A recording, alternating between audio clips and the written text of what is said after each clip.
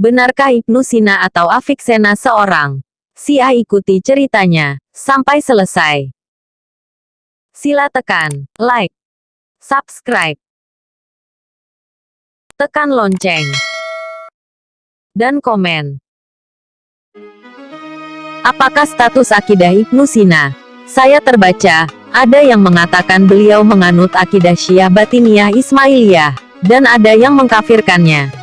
Bolehkah kita menggolongkan beliau sebagai tokoh Islam?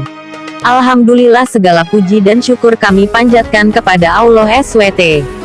Selawat dan salam kami ucapkan ke atas junjungan besar Nabi Muhammad SAW, para istri dan keluarga baginda, para sahabat, seterusnya golongan yang mengikuti jejak langkah baginda sehingga hari kiamat.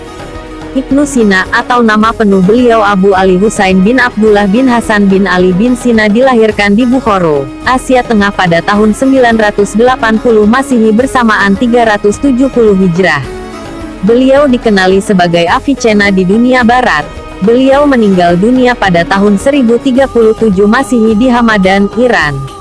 Beliau telah menghafal Al-Quran sewaktu dalam usia yang masih muda, sebelum menguasai ilmu mantik, falsafah dan perubatan juga pada usia yang masih muda. Beliau merupakan seorang ahli perubatan, matematik, fisik dan falsafah yang amat terkenal, dan sumbangannya dalam bidang-bidang tersebut diperakui di seluruh dunia hingga ke hari ini. Diriwayatkan bahwa pada suatu hari, seorang sultan di wilayah Bukhara dihinggapi satu penyakit yang gagal diobati oleh sekalian doktor-doktor istana. Ibnu Sina telah dipanggil menghadap dan ditakdirkan berjaya mengobati sultan tersebut. Sebagai tanda terima kasih, sultan telah membuka sebuah perpustakaan di raja untuk Ibnu Sina, yang akhirnya memperkenalkan Ibnu Sina kepada dunia sains dan falsafah dengan lebih mendalam. Pandangan ulama terhadap Ibnu Sina. Al-Imam Ibnu Qayyim Al-Jauziyah merupakan antara ulama yang sangat keras pandangannya terhadap Ibnu Sina. Menurut beliau, Ibnu Sina berpegang kepada akidah Karamitah Batiniyah yang tidak beriman kepada asas-asas Islam, hari kebangkitan, tidak percaya kepada Allah SWT sebagai pencipta dan dengan Rasulullah sebagai utusan yang diutuskan oleh Allah. Rujuk Ijazah Al-Hafan 2/266. Bahkan para ulama Syiah sendiri seperti Qadi Nurullah Marashi melalui dalam karangannya Majalis Al-Muminin menyatakan bahwa mazhab Ibnu Sina adalah Syiah Ismailiyah. Rujuk Ahyan Al-Syiah 1/160. Beliau juga pernah ditanya berkenaan Ibnu Sina, dan beliau berfatwa bahwa tidak boleh kita menggolongkan beliau sebagai salah seorang daripada ulama Islam. Tidak boleh seseorang itu membaca buku-bukunya karena ia hanya akan membawa fitnah dan keraguan terhadap kefahaman agamanya. Bahkan beliau adalah seorang syaitan manusia. Tambah beliau lagi, Ibnu Sina merupakan ketua kepada golongan-golongan mulhid. Rujuk Al-Sawaik Al-Mursalah 3/1105. Ibnu Hajar Al-Asqalani pula mewajibkan kita berlepas diri daripada kekufurannya, serta berhati-hati terhadap bid'ah dan kesesatannya. Para ulama pada zamannya dan selepasnya telah menetapkan akan kekufurannya dan kekufuran Al-Farabi. Adapun pandangan yang menyebut bahwa Ibnu Sina telah bertaubat, maka kita mendoakan agar beliau memang sempat bertaubat kepada Allah SWT dan diampuni dosa-dosa beliau. Rujuk Lisan Al-Mizan 2/293. Al-Imam Hujjah Al-Islam Al-Ghazali telah mengarang sebuah kitab khusus dalam menerangkan kesesatan dan kekufuran sebahagian doktrin falsafah yang dibawa oleh ahli falsafah muslim seperti Al-Farabi dan Ibnu Sina. Beliau menyenaraikan 17 akidah falsafah yang dinilai bid'ah, dan 3 akidah yang membawa kepada kekufuran, yaitu kepercayaan bahwa Allah SWT hanya mengetahui perkara-perkara kuliat universal, dan tidak mengetahui perkara-perkara juziat. Kepercayaan bahwa alam ini bersifat kadim, dan telah wujud sejak azali, bercanggah dengan akidah Islam yang menetapkan bahwa alam ini bersifat hadits baharu.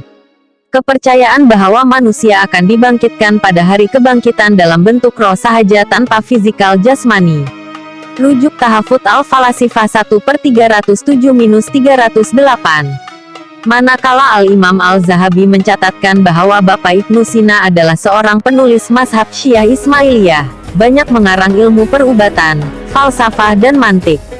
Namun, beliau turut menukilkan pandangan Ibn Khalikan bahwa Ibnu Sina telah bertaubat daripada kesalahan-kesalahannya, bersedekah kepada fakir miskin, memberikan hak-hak orang yang dizalimi, membebaskan hamba-hambanya, menghatamkan Al-Quran setiap 3 hari, dan meninggal dunia pada hari Jumat pada bulan Ramadan. Diriwayatkan bahwa beliau pernah bermadah, sebaik-baik pergerakan ialah sholat, sebaik-baik diam ialah puasa, kebaikan paling bermanfaat ialah sedekah, sesuci-suci hati ialah yang bersangka baik, perbuatan yang paling batil ialah ria, dan kamu tidak akan sesekali menyucikan jiwa kamu selagi mana kamu menyibukkan diri dengan perdebatan. Sebaik-baik amal ialah yang bersumber daripada niat yang ikhlas, dan niat yang terbaik ialah yang datang dengan ilmu. Rujuk Syiar Alam Al-Nubala 17/531-535. Al-Imam Al-Syahrastani pula seorang pakar dalam bidang akidah dan pemikiran mengiktiraf Ibnu Sina sebagai ahli falsafah mazhab Aristotelian yang terbaik, paling mendalam dari sudut metodologi dan teori.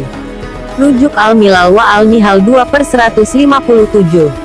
Al-Imam Ibnu Katsir pula mengiktiraf beliau sebagai seorang yang mahir dalam bidang perubatan pada zamannya. Mempelajari dan menguasai pengajian Al-Quran sewaktu berumur 10 tahun. Kemudian mempelajari dan menguasai ilmu matematik, algebra, idea-idea Euclides 2, dan Ptolemy 3. Masyarakat pada zaman beliau mengiktiraf keilmuan dan belajar daripada beliau sewaktu berumur 16 tahun. Kemudiannya beliau menguasai pula ilmu metafizik, ilahiyat, ilmu ketuhanan, dan fisik. Dan menurut Ibnu Khalikan, karangan beliau mencapai 100 buah kitab, samada besar atau kecil. Antaranya ialah Al-Qanun fi Al-Tib, Al-Shifa, Al-Najat, Al-Isyarat wa Al-Tanbihat, Salaman dan lain-lain. Ibn Khalikan juga mengiktiraf beliau sebagai salah seorang ahli falsafah Islam. Terdapat juga riwayat yang menyebut bahwa sebelum meninggal dunia, beliau sempat bertaubat daripada akidah-akidah menyeleweng yang dianutinya sewaktu hidup, dan hanya Allah SWT sahaja yang maha mengetahui. Rujuk Al-Bidayah wa Al-Nihayah 12/53-54. Kesimpulan, tuntasnya, tidak sedikit para ulama muhakikin yang menyebut akan kesesatan akidah Batiniyah, Karamitah dan Ismailiyah yang dipegang dan falsafah ketuhanan yang dibawa oleh Ibnu Sina melalui kitab-kitab beliau. Namun, perdebatan dan pertikaian yang berlebih-lebihan pada perkara yang telah berlalu tidak memberi banyak manfaat. Lebih-lebih lagi beliau tidak menceburi ilmu agama secara langsung seperti tauhid, fiqh dan hadits. Namanya juga tidak pernah disebut dalam ilmu rijal, perawi hadits dan al-jar wa al-ta'dil, maka penentuan akidah Ibnu Sina tidak mempunyai hubungan atau kesan secara langsung dengan agama Islam. Suatu hari Al-Imam Ahmad bin Hanbal pernah ditanya akan pendirian beliau tentang pertelingkahan antara para sahabat baginda SAW sewaktu perang Siffin dan perang Jamal. Imam Ahmad menyadari bahwa perdebatan dalam persoalan ini adalah tidak bermanfaat, lantas menjawab dengan firman Allah SWT.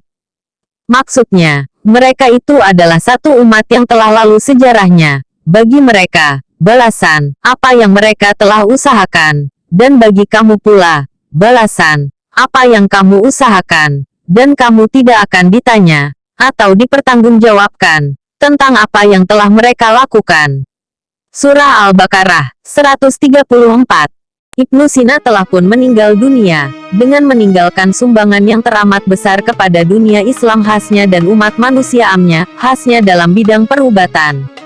Kesalahan beliau dalam akidah tidak menghalang kita untuk mengambil manfaat daripada ilmu-ilmu perubatan yang beliau wariskan kepada kita.